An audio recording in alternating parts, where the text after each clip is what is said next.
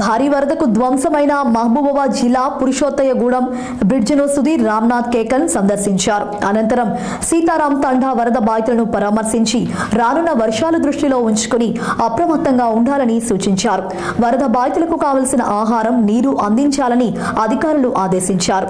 తండావాసులు ఎలాంటి ఇబ్బందులు ఉన్నా పోలీసులకు తెలపాలని కోరారు.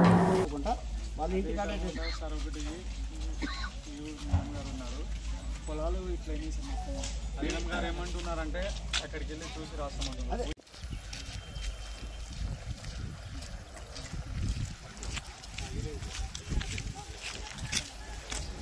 నైట్ డే టైం ఇంత ఉండాలి. నైట్ వల్ల వేరే పూర్తిగా నైట్ ఎక్కువ వర్షం వస్తే డే టైం మీరు చూడండి. Night time relief centre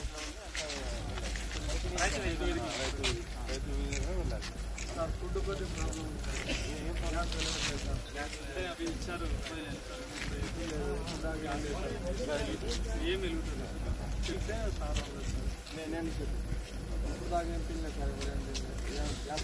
morning breakfast లేదా? నేను అరేంజ్ లంచ్ కూడా అది కలెక్ట్